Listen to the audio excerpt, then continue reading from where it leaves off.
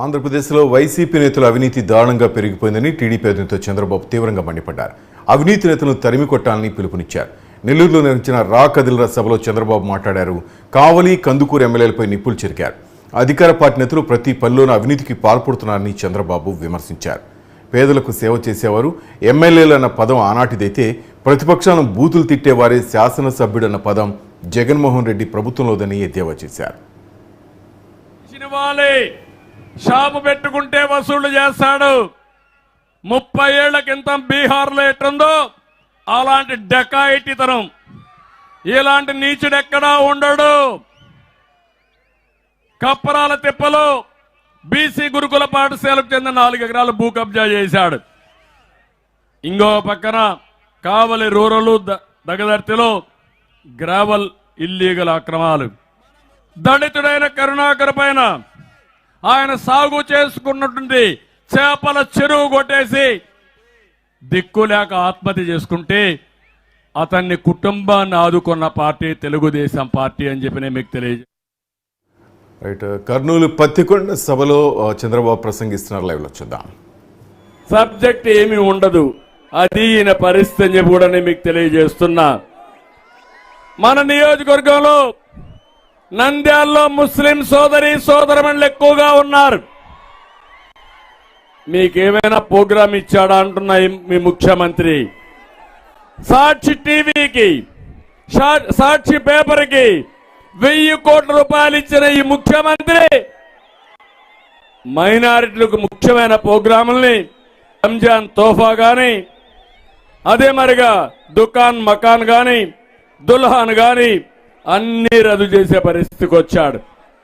అంటే మైనారిటీల్ని నిర్లక్ష్యం చేసే పరిస్థితికి వచ్చాడు. ఈయన కావాలని కొంతమందిని సలహాదారులు పెట్టుకున్నాడు. వాళ్లకు 100 కోట్ల రూపాయలు ఖర్చు పెడుతున్నాడు. కానీ పేద ముస్లింలకు మాత్రం ఓటు బ్యాంక్ గా చూశాడు తప్ప ఎవరికి ఏం చేసే పరిస్థితిలో లేడు.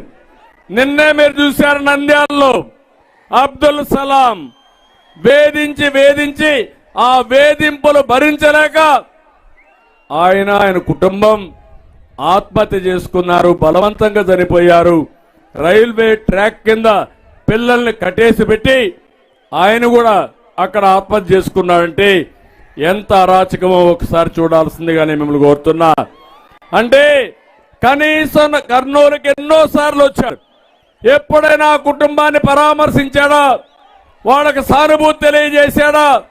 అలాంటి ముఖ్యమంత్రి రాష్ట్రానికి అర్హుడా అని మిమ్మల్ని అడుగుతున్నా. నేను అందుకని ఈరోజు ఇంకొక విషయం మీరు చూడండి. ఈయన అంటున్నాడు, నిన్న కూడా చెప్పాడు, ఒకప్పుడు అన్నాడు వైకాంట్ 175 అన్నాడు. ఇప్పుడు నిన్న మొన్న కూడా చూస్తున్నారు, అన్ని గెలుస్తానంటున్నాడు. కుప్పం నుంచి ఇచ్చాపురం వరకు.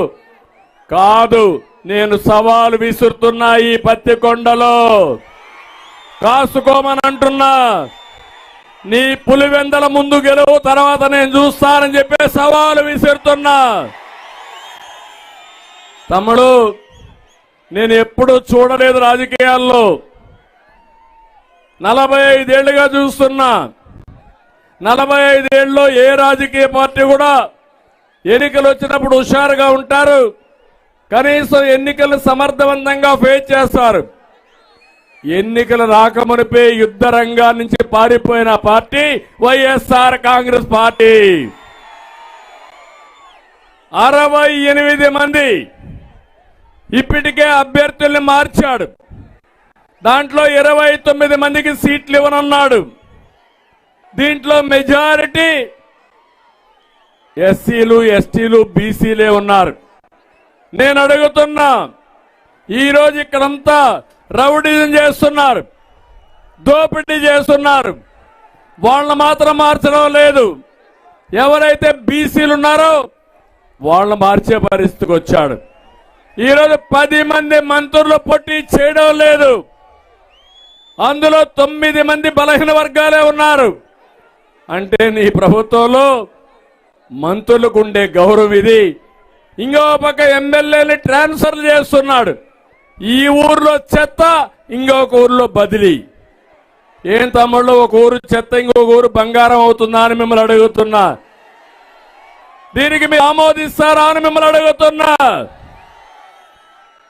అంటే ఈ ముఖ్యమంత్రి రాష్ట్రాన్ని దోపిడీ చేశాడు. వీళ్ళ ఎమ్మెల్యేలకు లైసెన్సులు ఇచ్చాడు.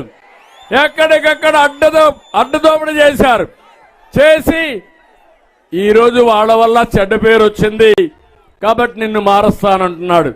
వాళ్ళ కాదు మార్చవలసింది. నువ్వు నీ ఎమ్మెల్యేని నమ్మడం లేదు, నీ ఎమ్మెల్యే ప్రజలు నిన్ను నమ్మడం లేదు. నిన్ను ఓడించబోయేది ఈ ఎన్నికల్లో ఈ ప్రజా సమూహం అని చెప్పి